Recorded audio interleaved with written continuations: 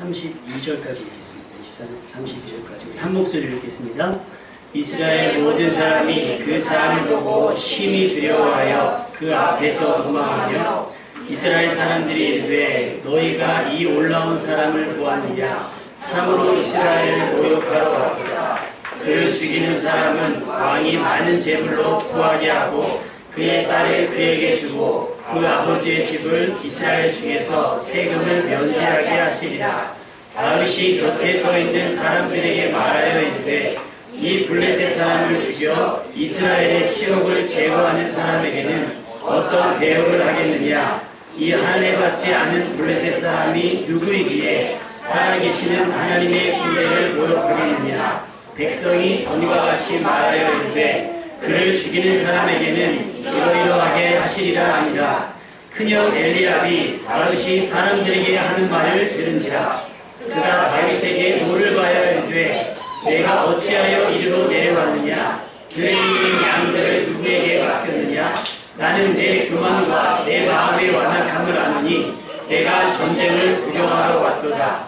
다윗이 이르되 내가 무엇을 하였나이까. 어찌 이유가 없으리까 하고 돌아서서 다른 사람을 향하여 전과 같이 말하매 백성이 전과 같이 대답하니라. 어떤 사람이 다윗이 한 말을 듣고 그것을 사울에게 전하였으므로 사울이 다윗을 부른지라.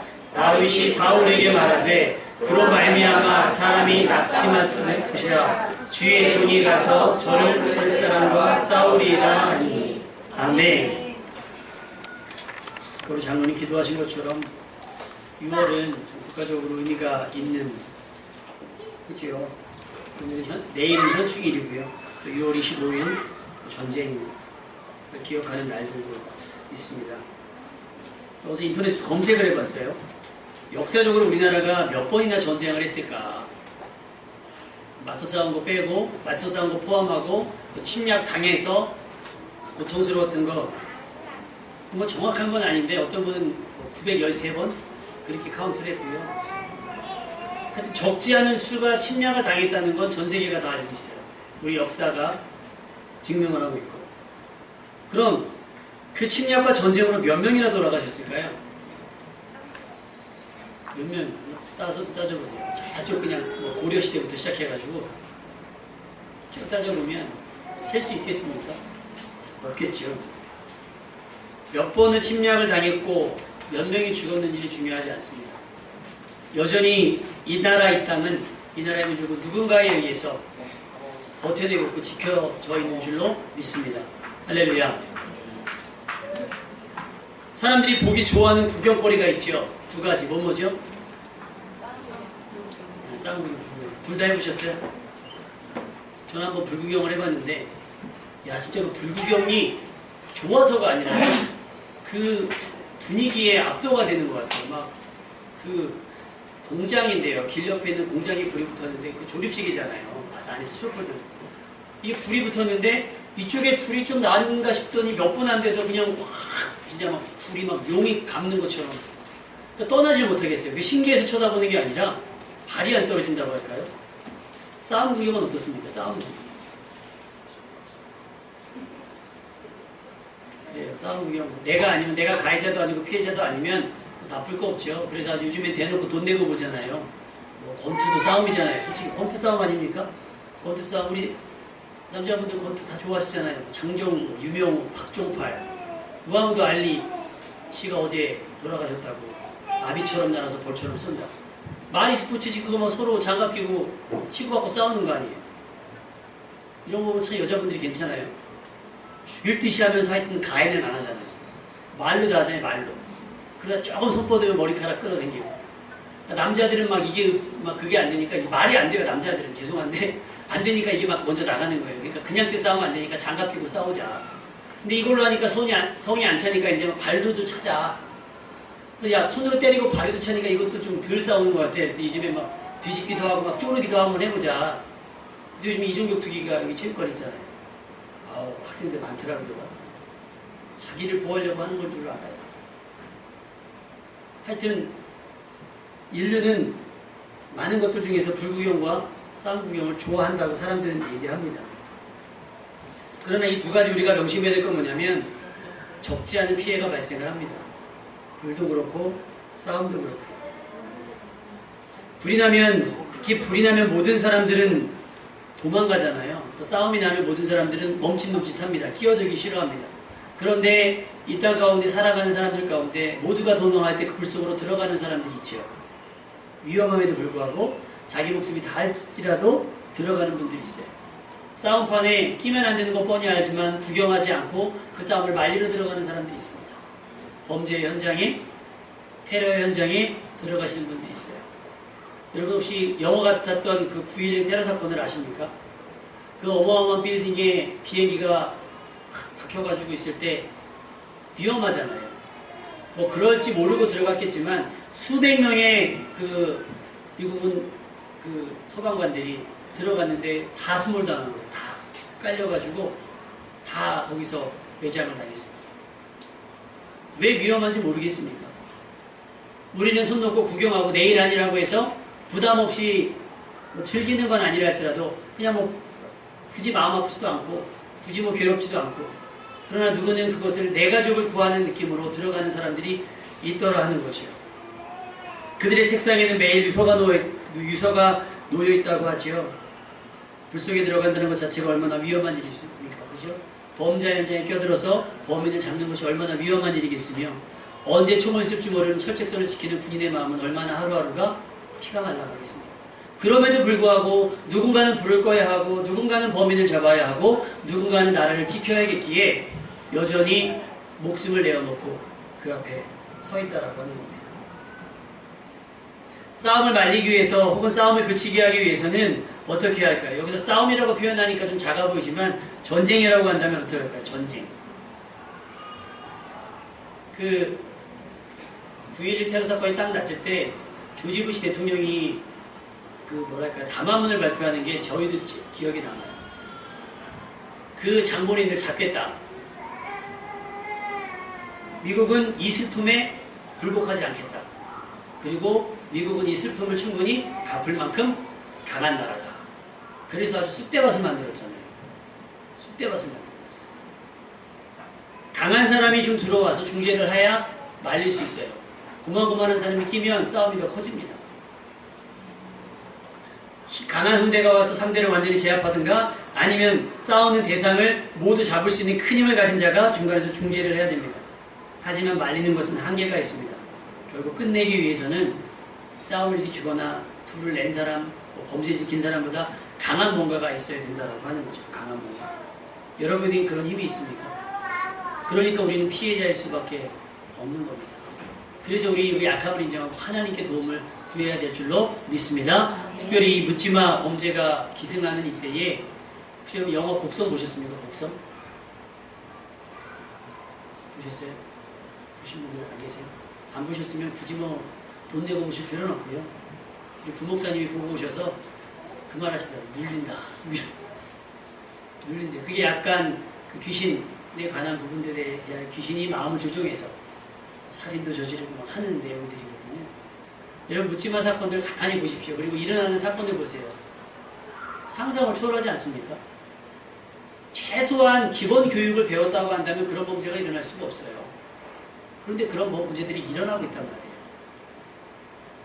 어떻게 그냥 우리가 흔히 알기로 그 사람이 미쳐서? 아닐 겁니다. 뭔가가 조장하는 분위기가 있을 거예요. 여러분이 이런 싸움에 노출되어 있다는 겁니다. 이런 위험에 노출되어져 있어요. 누군가 여러분들을 지켜줘야 됩니다. 누가 여러분을 지키고 누가 여러분이 그런 재해와 어려움 가운데 여러분을 완벽하게 보호해줄 수 있을까요? 곰곰이 생각해 보시면서 야 나는 이거 안 되겠네. 우리 집 세컴으로 다 못 지키겠는데 하면 주님께 나와 기도하고 예배드릴 수 있기를 주님의 이름으로 축원합니다. 미련하신 분들은 꼭 그래요. 내가 해보겠다 그래요. 내가 해보겠다. 그러다 큰일 납니다. 다치기만 하면 괜찮은데요. 그게 아닐 수도 있기 때문입니다. 그러니까 방심하면 큰일 납니다. 여러분 항상 깨어있어서 하나님께 나를 지켜달라고 보호해달라고 부탁하고 의뢰할 수 있는 여러분 되시기를 주님의 이름으로 축원합니다. 이렇게 세상은 급작스럽게 돌아가고 여러 가지 사건과 사고들을 뒤엉켜져서 막 살아가고 있습니다.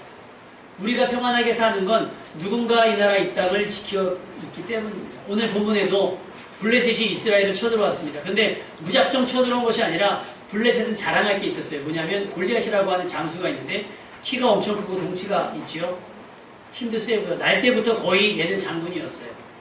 그러니까 이 골리앗을 앞에 세워놓고 나서 이스라엘을 조롱하기 시작을 합니다. 자, 덤벼봐라. 덤벼봐라. 우리 싸움하자. 싸움하자. 이런 얘기합니다. 신체 조건부터 이스라엘에는 그와 맞설 사람이 없어요. 이스라엘을 조롱합니다. 야, 다 싸울 필요 없이 니네 중에 대표한 사람 보내서 나랑 싸워가지고 이기는 사람이 주인하고 지는 사람이 노예하자. 매일 그러고 나오는 거예요. 그 비아냥거림을 듣고 나니까 속이 상하고 짜증이 나지만 맞설 수가 없어요. 왜요? 나보다 제가 힘이 세니까. 나보다 제가 더 강하니까 어떻게 해볼 도리가 없었던 거예요. 골리앗이 매일같이 나와서 자기와 나라를 걸고 싸우자고 할 때에 이스라엘에서는 이런 반응이 나타났습니다. 11절 말씀에 보면 사울과 온 이스라엘이 블레셋 사람의 이 말을 듣고 크게 놀라 어떻게 하니라? 두려워하니라. 두려워하니라. 여러분 삶에 여러분이 어떤 이야기를 들었을 때 여러분을 두렵게 하는 요소들이 얼마나 많이 있습니까? 특히 무슨 이렇게 수출 같은 거 수입하시는 분들 같은 경우는 뭐 환율을 올렸다는 얘기 들으면 얼마나 속상하겠어요. 한동안 저희 교회차 경유차잖아요. 여기 직장차도 경유차죠. 나라에서 괜히 미세먼지 얘기해가지고 경유가 오른다, 기름 경유가 오른다고 막 그래가지고 얼마나 속이 상했는지 몰라요. 두려워할 정도는 아니지만 굉장히 신경 쓰이더라고요. 그래도 이제 뭐 고등어도 거먹지 말래요. 미세먼지 난다고.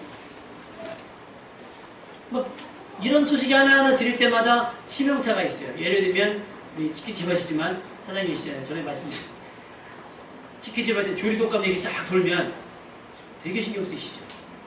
고깃집 할 때는 돼지 콜레라 뭐예요? 돼지 구제요. 소할 땐 구제요.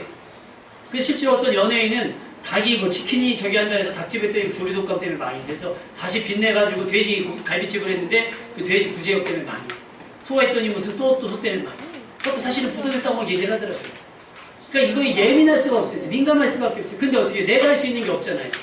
조리독감을 무슨 수로 막으며 그 돼지 그 질병들 전염병들 어떻게 말립니까?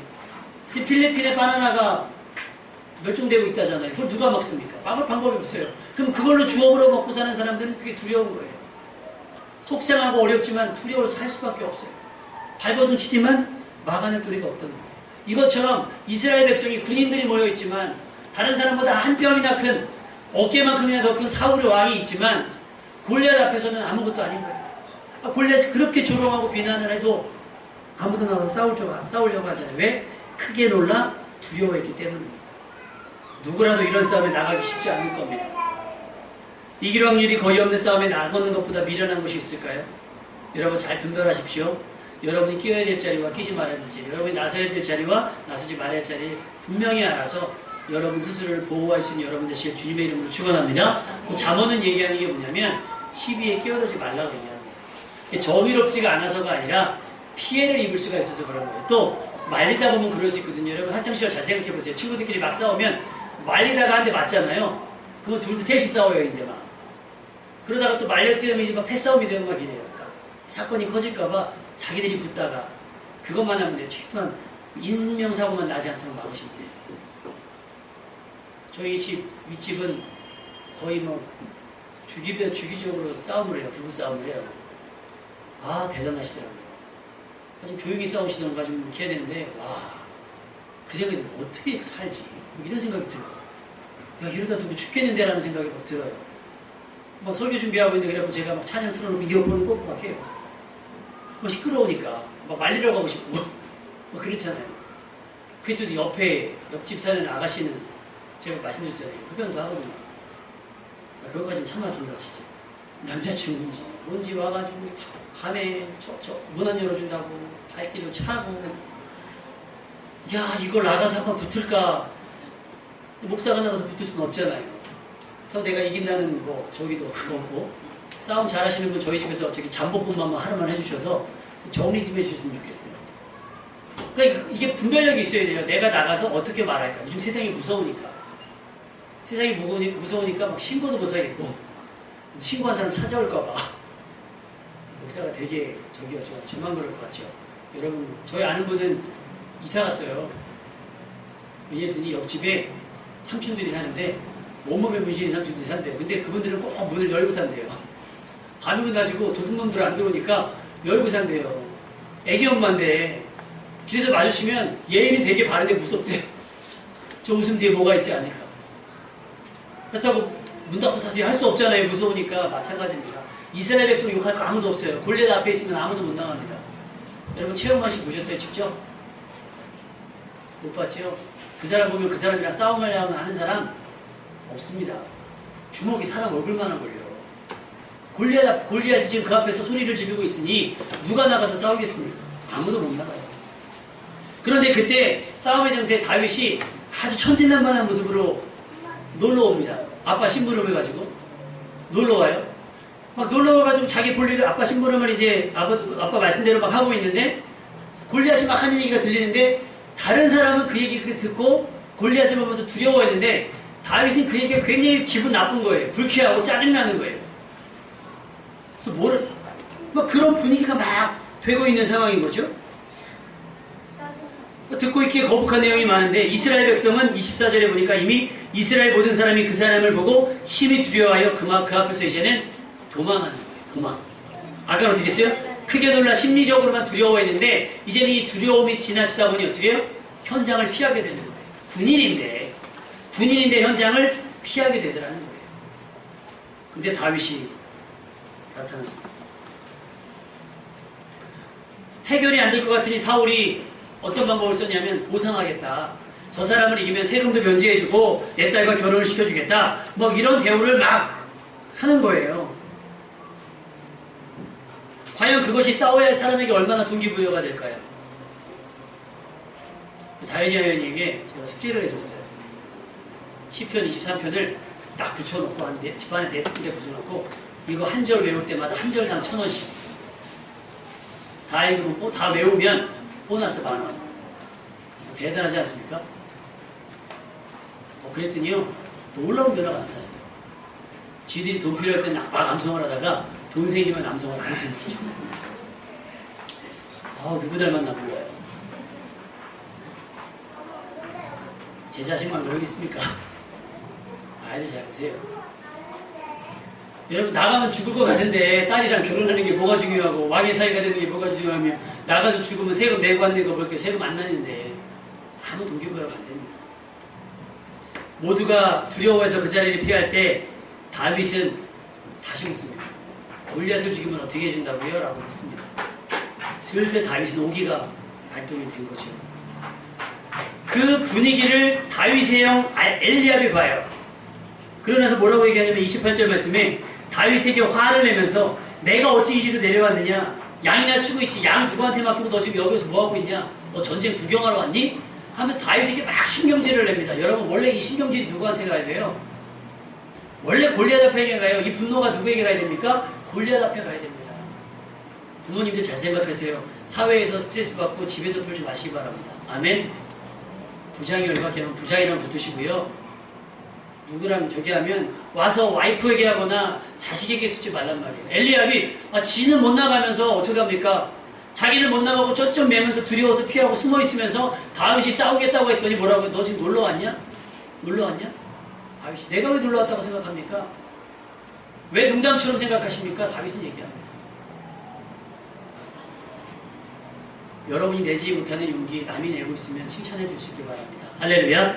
대단하다고 인정해 줄 수 있길 바랍니다. 그리고 그를 도울 수 있는 여러분이 되셔야겠습니다. 골리앗 앞에서 난 한마디도 하지 못했던 엘리압의 분노가 다윗에게 쏟아졌습니다. 물론 그의 분노에는 아직 어린 다윗에 대한 걱정이 포함되어져 있겠지요. 그러나 누군가 싸워야 한다면 다윗이 나간다고 하면 아서라 동생아 넌 아직 어리지 않니? 형이 할게. 나섰어야 없습니다. 아무도 안 나가면 누가 싸워합니까? 개그맨이 어떤 개그맨이 이런 얘기했죠.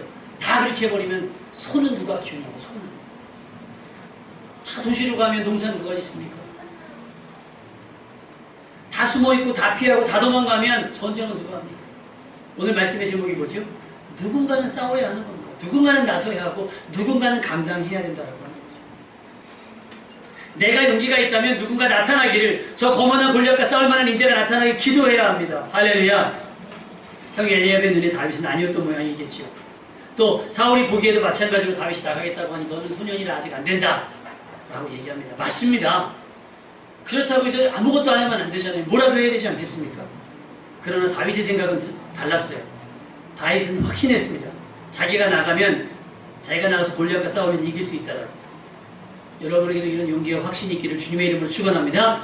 다 안 된다 할지라도 99% 다 안 된다 할지라도 여러분 확신을 가지고 나가시길 바라요. 아멘. 그리고 긍정적인 이야기를 하세요. 여러분 사업에 어떤 영향이 있는 지장을 주는 전염병이라든지 어떤 문제가 발생했을 때 하나님께서 우리 사업을 지켜주실 것이다. 할렐루야. 막아낼 것이다. 하나님께서 10가지 재앙 중에 단 하나도 이스라엘 백성이 미치지 못했다는 사실을 여러분 인정하시고 이걸 저는 뭐라고 하냐면 고센 땅의 축복이라고 그래요. 10가지 재앙에 아주 그냥 파상적으로 다 미쳤었는데 파상공세처럼 애굽을 쑥대밭을 만들었음에도 불구하고 이스라엘이 머문 고센 땅에는 어느 거나 먼지털 하나 일어나지 않았어요. 여러분은 그런 용기를 가지시고 도전해 나가시며 세상과 맞설 수 있는 여러분 되시길 주님의 이름으로 축원합니다. 이 문제를 해결하기 위해서 뇌물 쓰지 마시고 세상과 타협하지 마시고 믿음으로 정면 승부하는 여러분 되시기를 주님의 이름으로 부탁을 드립니다. 우리 인생에는 힘으로 어쩔 수 없는 힘든 상황들이 종종 있습니다. 우리에게 솔직히 그 문제를 해결할 능력이 없고 그 위험에서 벗어날 용기와 힘이 없을 때 아까도 말씀드렸지만 우리는 막연하게 누군가 나타나기를 기대하고만 있을 겁니다. 많은 전쟁을 겪어온 우리나라가 여전히 대한민국으로 남아있을 수 있는 것은 누군가 다윗처럼 자신이 당할 위험을 감수하고 나가 싸웠기 때문인 줄로 믿습니다. 학생들 지금 자녀들이 지금 그나마 먹고 사는 건 엄마 아빠가 쉬고 놀고 편안한 시간에 나가서 일을 했기 때문이라는 것을 여러분이 깨달아야 됩니다. 지금 모를 거예요. 나중에 조금 더 지나고 나면 여러분도 그렇게 할 수 있을 겁니다. 지금은 어떻게 그렇게까지 해? 어떻게 그럴 수 있지? 여러분, 누군가는 해야 될 일이기 때문에 부모님이 하시는 거고요. 누군가는 해야 될 일이기 때문에 나서는 겁니다. 우리를 대신하고 대표하여 싸워간 이들이 모두 승리하고 살아 돌아왔다면 영웅이 됐을 거예요.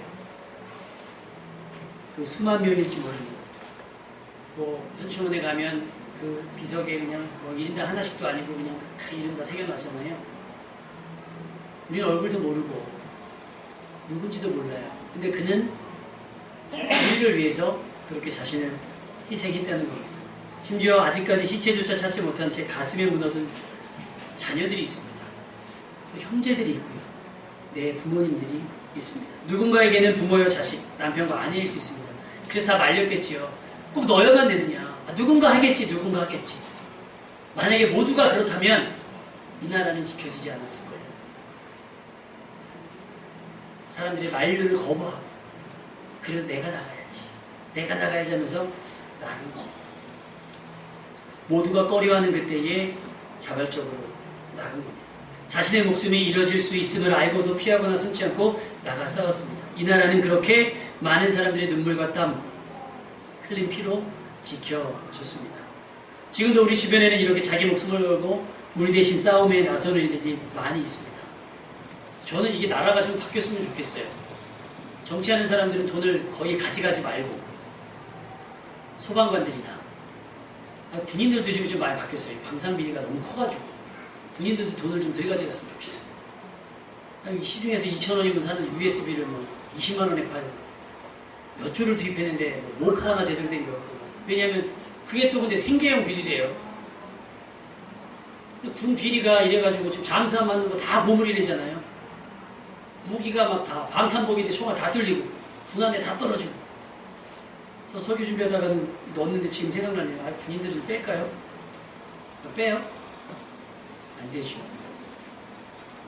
위에 사람들은 그렇게 다 해먹는다 치더라도 여전히 누군가의 자식들은 나라가 정한 의무 때문에 여전히 철책선 앞에서 더위와 맞서고 추위와 맞서면서 언제 일어날지 모를 전쟁을 막고 있다는 사실입니다. 지금도 소방관들 보십시오.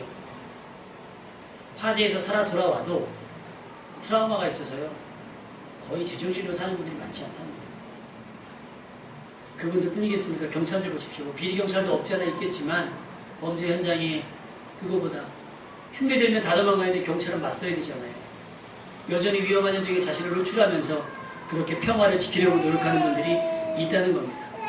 그들은 모두가 두려워하는 상황에서 숨거나 피하거나 두려워하지 않고 적들과 범죄, 화재, 또 전염병과 맞서 싸우고 있습니다.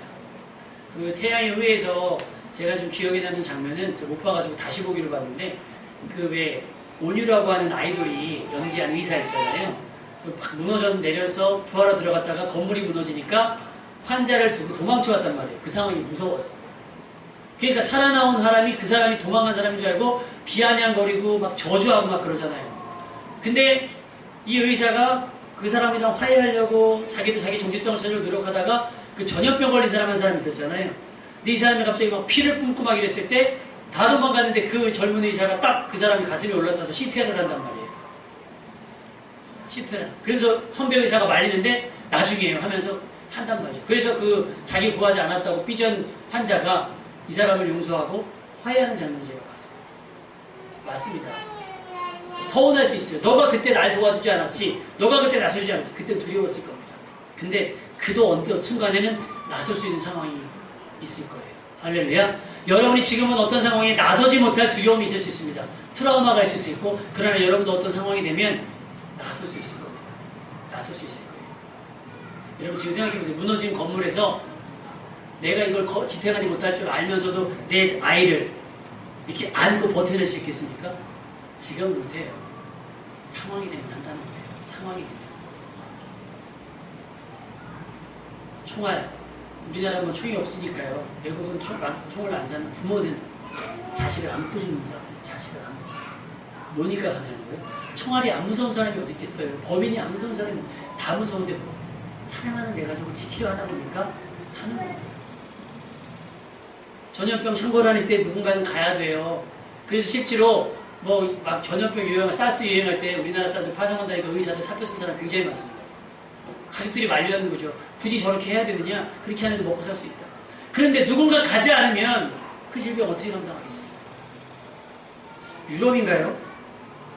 어떤 사람들은 몇 사람이 인터뷰를 계속했대요. 뭐냐면 어떤 물질의 그 독성을 증명하기 위해서 이 사람들이 로비를 하다 보니까 요즘에 우리 그 페브리즈 같은 거 지금 계속 나왔죠.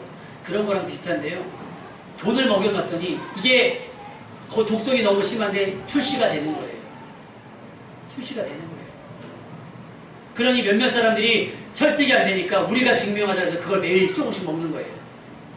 매일 누적시키는 거 자기 삶에. 사람이 어떻게 죽어가는지를 보여주겠다는 거예요. 그렇게 해서 경각심을 잃을 수 있다면 한다는 거예요. 그런 사람들이 있으니까 정신 차리는 거예요. 우리도 정신을 차리는 거예요. 그 체르노빌인가요? 거기서 그 원자로가 그쪽에서 폭발이 되었을 때 사실은 더 큰 폭발이 있을 저희가 있었나 봐요. 뭘 잠그지 않으면. 근데 그 막 방사능이 탁탁 하는데 그 누군가 그 잠그러 들어가야 돼도 다들 다 죽거든요. 그 군인 4사람이 자기들 하겠다고 들어갔어요. 시체도 못 찾습니다. 그런데 그들의 수고로, 그들의 헌신과 수고로 그 폭발이 막아졌어요. 아무도 안 하면 지켜지지 않습니다. 누군가는 해야 하기 때문에 때로는 그 누군가가 여러분일 수 있습니다. 여러분의 가족일 수 있습니다. 그때 비겁하지 않기를 바랍니다. 할렐루야. 어쨌든 우리가 살아가는 이 땅의 삶은 우리는 마지막을 여기서 살아가지 않잖아요. 천국에 대한 소망이 있습니다. 그러니까 분별력이 있으셔야 돼요. 여러분 생명은 하나이기 때문에 나는 어디에 전도를 걸어야 됩니까? 아무데나 뭐 굴속에다 들어가고 막 여기도 막 들어가지 마시고 여러분이 한번 목숨을 걸어야 할 때 한 번은 올 겁니다. 그때 내어놓을 수 있기를 주님의 이름으로 축원합니다. 오늘 말씀 요한복음 오늘 말씀 말고요. 요한복음 15장 13절에 보면 사람이 친구를 위하여 자기 목숨을 버리면 이보다 더 큰 사랑이 없나니. 현충원에 묻혀있는 많은 분들 또 나라를 지키다가 혹은 가족을 지키다가 또 어떤 뭐 학생들을 지키다가 돌아가신 분들 많은 분들이 있을 거예요. 세월호 사건도 있었을 거고요. 그 안에 많은 분들이 있을 겁니다. 그들이 자기의 목숨을 버려서 친구를 살렸다면 성경은 그를 칭찬합니다. 이보다 더 큰 사랑은 없느니라. 할렐루야. 누구는 이렇게 목숨을 걸고 나라를 지켰고 누구는 목숨을 걸고 우리 민족을 지켰습니다. 우리 이런 상황에 도망한 자들을 비난할 것이 아니라 도망간 사람은 그냥 도망갔구나 인정하시면 돼요. 그들을 저주하거나 원망할 필요 없어요. 다만 우리 위해서 희생하신 분들을 우리가 기억하고 우리도 그들의 삶을 닮고자 하는 노력과 수고가 있어야 할 줄로 믿습니다. 근데 여기서 우리가 조금 확장시켜서 더 중요한 사실을 알아야겠습니다. 많은 사람들이 흘린 피로 지켜온 이 나라에 살다가 결국은 우리는 이 땅을 떠나게 되거든요. 한 번 죽는 것은 사람에게 정하신 것이고 그 후에는 심판이 있습니다. 그 심판은 우리가 감당할 수 없어요. 우리가 우리 스스로를 변호할 수 없습니다. 그래서 하나님께서 우리가 죄로 인해 그냥 무기력하게 멸망당하는 것을 두고 볼 수가 없어 예수님께서 이 땅에 오신 겁니다. 할렐루야. 그 예수님은 적당히 흉내내다가 내가 너희를 사랑하는 하나님이다 흉내내다가 가신 것이 아니고 그냥 복 좀 주다가 가신 것이 아니라 자기 몸을 희생해서 자기 몸을 십자가에 죽이심으로 말미암아 우리를 살게 하셨어요. 할렐루야. 그래서 요한복음 말씀이 마음에 와닿는 거예요. 우리를 위해 자기 목숨을 버렸기 때문입니다. 데살로니가전서 5장 10절에 보면 그리스도께서 우리를 위하여 죽으신 것은 우리가 깨어있든지 자고 있든지 그리스도와 함께 살게 하시려고 하는 것입니다. 할렐루야. 그래서 우리가 예수님을 의지해야 되는 겁니다. 나를 위해서 십자가에서 죽으신 분이기 때문입니다. 이제부터 우리는 누구라도 목숨 걸고 싸우고 지켜내야 될 상황이 일어나지 않기를 기도해야 될 줄로 믿습니다. 먼저는 그런 상황이 없기를 기도해야 되고요. 만일에 그런 사태가 일어나게 된다면 내가 아니면 누군가 감당할 수 있으리라고 하는 기대와 소망이 있어야 할 것입니다. 또 여러분의 차례가 되었을 때에는 하나님 내게 그런 용기가 있게 없어서 어느 소방관의 기도처럼 하나님 화재가 났을 때 작게라도 소리를 듣게 해주시고 내가 다 지쳐있을지라도 만약에 누군가의 살려달라는 소리 들으면 그 한 영혼 구할 수 있는 힘을 내게 주옵소서. 그러다 만일 내가 죽게 된다면 내 남아있는 가족들을 책임져 주옵소서. 이게 불 속으로 들어가는 소방관의 기도고 나라를 지키는 군인들의 기도이며 범죄 현장에 날마다 뛰어가는 경찰들의 기도입니다. 이 죄악 많은 세상 가운데 살아가는 여러분들의 기도가 되어야 될 줄로 믿습니다. 여러분을 대신할 누군가가 있었으면 좋겠지만 때로는 여러분이 누군가를 대신하게 될 수도 있다는 사실을 명심할 수 있기 바랍니다. 그러니 항상 우리는 이 땅을 떠날 준비, 구원을 준비하셔서 구원받을 준비를 하셔서 담대하게 용기 있게 다윗처럼 제가 하겠습니다 하고 아무 때나는 아니지만 언제 한 번은 나아가 민족을 구하고 여러분의 가정을 구하고 교회를 구할 수 있는 여러분 되시기를 주님의 이름으로 축원합니다. 오늘도 기도하기는 함께 기도했으면 좋겠습니다.